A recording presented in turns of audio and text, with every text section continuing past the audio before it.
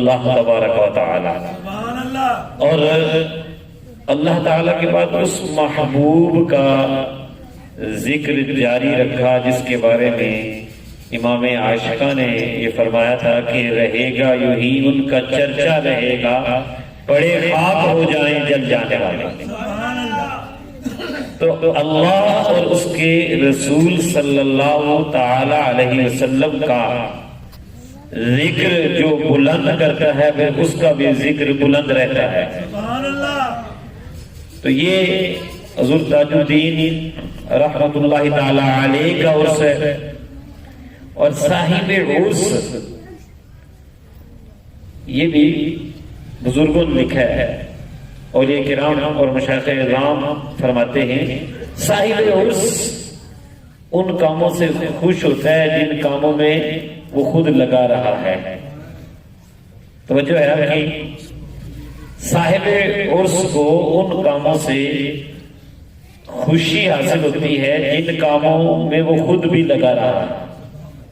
اللہ کا ولی تو حضور تاج الدین رحمت اللہ تعالی علیہ ایک عالم دین تھے، دین کے فقیہ تھے، دین کے محافظ تھے، اسلام کی خاطر ڈٹ جانے والے تھے، اور کفر کے مقابلے میں سینہ تان کر کھڑے ہونے والے تھے، اسلام کا پیغام عام کرنے والے تھے، دین کا علم پھیلانے والے تھے۔ تو ان کے عرس پر اگر دین کی بات کی جائے تو تاج الدین خوش ہوں گے۔ اور آپ بھی یہ ارادہ کریں کہ صاحب عرس سے یا صاحب مزار سے اگر فیض لینا ہو تو وہ کام کرو جن سے وہ خوش ہوتے ہیں۔ آپ کی بستی پہ کتنا فضل ہے اللہ تعالیٰ کا کہ اللہ کا ولی یہاں آرام کر رہا ہے، فیض لینا ہے تو آپ ہی وہ کام شروع کر دیں جن کی طرف انہوں نے رہنمائی کی ہے۔ اور وہ کام کیا ہے؟ وہ علم دین کا حاصل کرنا ہے۔ خود بھی سیکھیں جس قدر ہو سکے، ان بچوں کو بھی سکھائیں۔ جن بچوں کو ابھی دانش بھائی کہہ رہے تھے کہ نبی پاک کی ثنا خوانی سیکھیں، اچھی بات ہے، تو میں کہوں گا بھائی ثنا خوانی بھی سیکھیں شعر کے انداز میں، طرز میں، اور ساتھ علم دین بھی سیکھیں گے۔ یہ بھی نبی پاک صلی اللہ علیہ وسلم کی ثنا خوانی ہے۔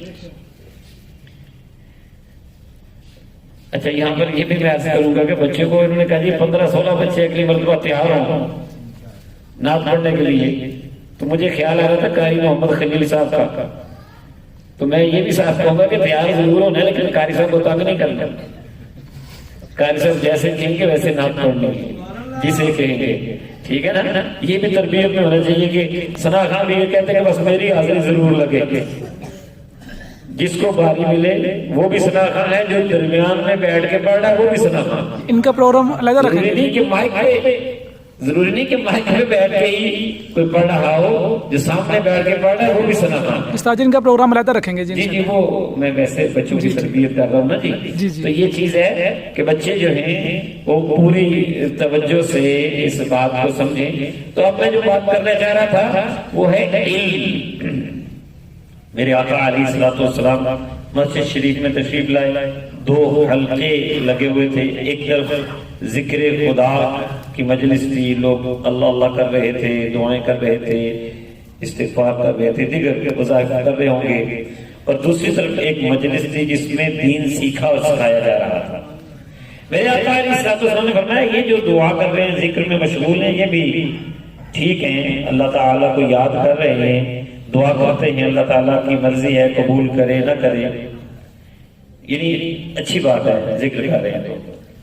لیکن یہ جو بیٹھے ہوئے نا علم کی مجلس سجا کے، تو اصل میں بات یہ انما بعثت معلما، مجھے اللہ تعالیٰ نے علم سکھانے والا بنا کر بھیجا ہے، تو پھر حضور علیہ السلام ان کے ساتھ جا کر بیٹھ گئے۔ گھر سے جا کر کہا ایوب نے، دیکھتے ہیں سرکار کدھر جاتے ہیں۔ تو اس حدیث سے یہ پتہ چلتا ہے سرکار ادھر جاتے ہیں جہاں سرکار کے دین کی باتیں سیکھی اور سکھائی جاتی ہیں۔ جی سنا ہے کہ آپ ہر عاشق کے گھر تشریف لاتے ہیں، میرے گھر میں بھی ہو جائے چراغاں یا رسول اللہ، اللہ یا رسول اللہ رضی اللہ تعالیٰ۔ دیکھیں تو آپ یہ چاہتے ہیں کہ ہمارے گھر میں بھی چراغاں ہو جائے، تو سرکار کی گلنا شروع کرو نا بیٹا جی، سرکار کی باتیں سیکھیں اور سکھائیں، چھوڑ امید و بیم کی باتیں، چھیڑ در یتیم کی باتیں، سارے عالم کو کر گئی قائل، ایک رسول کریم کی باتیں کر گئی ہیں غنی طبیعت کو، نعمتوں کے قسیم کی باتیں اور مصحف پاک میں ہوئی محفوظ ان کے خلق عظیم کی باتیں، بھول جاتے ہیں سن کے درد و غم طائف ان کے لطف عمیم کی باتیں۔ سبحان اللہ، نبی کریم صلی اللہ علیہ وسلم کی باتیں کریں گے تو انشاءاللہ سارے غم غلط ہو جائیں گے۔ تو اس لیے حضور علیہ السلام نے اس راہ کو، اس علم اور فرمایا کہ انبیاء کرام علیہ السلام درہم اور دینار نہیں چھوڑتے، انہوں نے جو چھوڑا ہے وہ علم ہے، ورثوا العلم، انہوں نے علم چھوڑا ہے، جس نے علم کی دولت پائی اس نے بہت بڑا حصہ پایا۔ حضرت ابو درداء رضی اللہ عنہ کی ایک روایت ہے جس میں بڑی تفصیل ہے، اسی کا مفہوم بیان کر رہا ہوں کہ فرمایا کہ جو نبی کریم صلی اللہ علیہ وسلم کا ارشاد ہے کہ جو بندہ علم کے راستے پہ چلے گا اللہ تعالیٰ اس کے ذریعے اس کو جنت کا راستہ چلا دے گا، اور بے شک فرشتے، اللہ تعالیٰ کے فرشتے طالب علم سے خوش ہو کر اس کے پاؤں کے نیچے پر بچھاتے ہیں، اور زمین کے اندر جتنی مخلوقات ہیں زمین و آسمان کے اندر، یہاں تک کہ پانی کے اندر مچھلیاں بھی اس کے لیے استغفار کرتی ہیں جو دین سیکھنے سکھانے میں لگ گیا ہے۔ اور بے شک عالم کی فضیلت دوسروں پر ایسے ہی ہے جیسے چودھویں کے چاند کی فضیلت سارے ستاروں پر ہے۔ حضور تاج الدین رحمت اللہ تعالی علیہ عالم دین چلتے، یہ ان کے اس پہ ہم عالم دین کی فضیلت اسی لیے بیان کر رہے ہیں کہ یہ وہ چودھویں کے چاند ہیں جو چمک رہے ہیں، اور ان کی چاندنی سے، ان کی تابانی سے لوگ فیض یاب ہوتے ہیں۔ تو علم دین کی اتنی اہمیت ہے، اور یہ لوگ کیوں ڈٹ جاتے تھے؟ ان کو مزہ، ایک مزہ ہے نا، مزہ وہی جانتا ہے جس نے چکھا ہو، کسی چیز کا مزہ وہی جانتا ہے جس نے چکھا۔ یہاں جو ڈش آپ کے یہاں مشہور ہے نا، تو جب ہم نام لیں گے آپ کے منہ میں پانی آ جائے گا، کیوں بنا؟ کیونکہ آپ نے چکھی ہے۔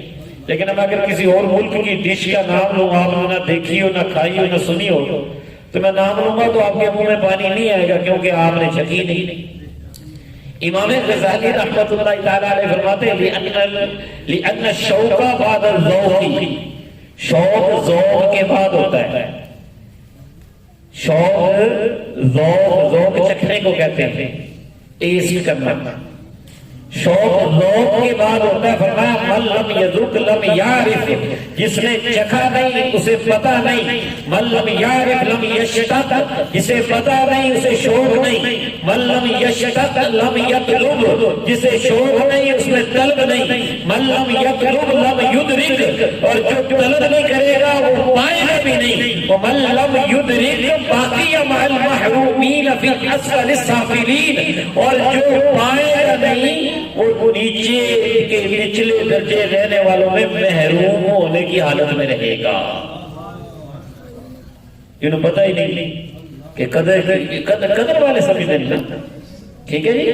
تو قدر کی بات ہے، قدر کی بات ہے۔ اور فرمایا پھر آگے جو ایک آیہ کریمہ قرآن کریم کی انہوں نے نقل کی کہ وَمَن يَعْشُ عَنْ ذِكْرِ الرَّحْمَنِ نُقَيِّضْ لَهُ شَيْطَانًا فَهُوَ لَهُ قَرِينٌ، فرمایا جو رحمان کے ذکر سے غافل ہو جاتا ہے، جو رحمان کی یاد سے منہ پھیر لیتا ہے، اللہ تعالیٰ فرماتا ہے ہم اس کے ساتھ ایک شیطان لگا دیتے ہیں، پھر شیطان کا اس کا ساتھی بنتا ہے، پھر وہ شیطانی کاموں میں لگا رہتا ہے۔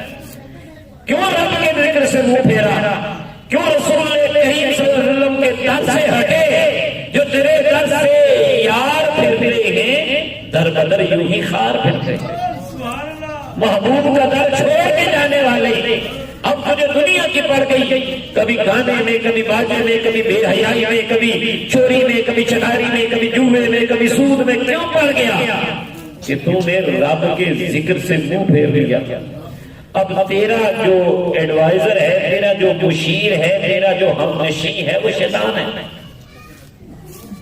تو اس لیے مزہ وہی جانتا ہے جنہیں بولو نہیں آیا، مزہ وہی جانتا ہے جس نے چکھا ہو۔ تو بھئی چکھ کے دیکھیں ذرا کہ ذرا یضرب ضرباً، اور یہ جو علم پڑھنا ہے اور دین سیکھنا ہے، قال اللہ و قال الرسول کا جو نشہ ہے وہ اترتا ہی نہیں ہے۔